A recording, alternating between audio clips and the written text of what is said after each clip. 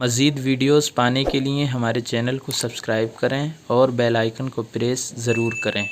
السلام علیکم ورحمۃ اللہ وبرکاتہ۔ میرے پیارے دوستو، امید ہے آپ سب خیریت سے ہوں گے۔ اللہ تبارک و تعالی آپ کو اسی طرح خوشحال رکھے۔ دوستو، آج ہم اللہ کی ایک نیک بندی حضرت رابعہ بصریہ رضی اللہ تعالی عنہا کے بارے میں گفتگو کریں گے۔ آج سے کئی سو برس پہلے اللہ کی ایک ولیہ اور نیک بندی گزری ہیں جن کا نام حضرت رابعہ بصریہ رحمت اللہ علیہا تھا۔ آپ بہت ہی عبادت گزار اور پرہیزگار ولیہ تھیں۔ ایک مرتبہ ایک شخص آپ کی خدمت میں حاضر ہوا تو کیا دیکھتا ہے کہ آپ کی بکریاں اور جنگل کے شیر ایک ہی ساتھ ایک ہی گھاٹ پر پانی پی رہے ہیں۔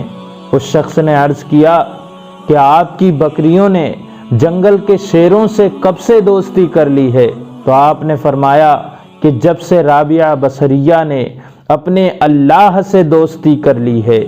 ایک مرتبہ آپ دریا کے کنارے پہنچیں تو کیا دیکھتی ہیں کہ آپ ہی کے زمانے کے ایک بہت بڑے بزرگ حضرت حسن بصری رضی اللہ تعالی عنہ دریا میں پانی پر مصلی بچھا کر نماز ادا کر رہے ہیں۔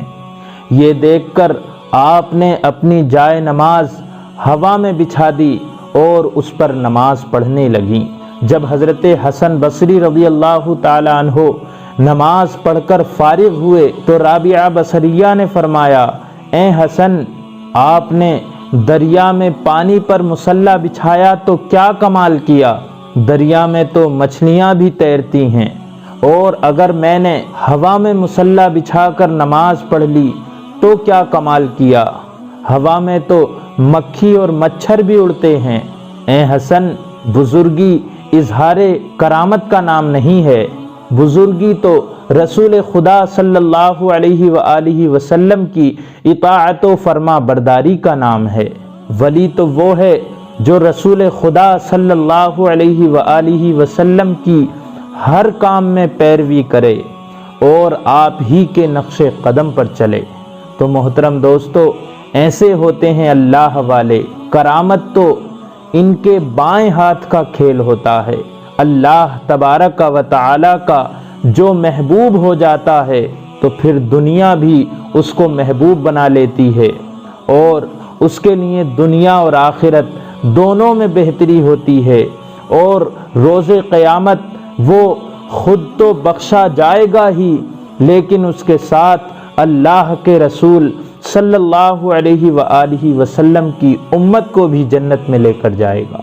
اللہ تبارک و تعالی ہمیں بھی نیک دل بنائے اور ہمیں سیدھے راستے پر چلنے کی توفیق عطا فرمائے، یعنی صراط مستقیم پر چلنے کی توفیق عطا فرمائے۔ آمین۔ السلام علیکم ورحمۃ اللہ وبرکاتہ۔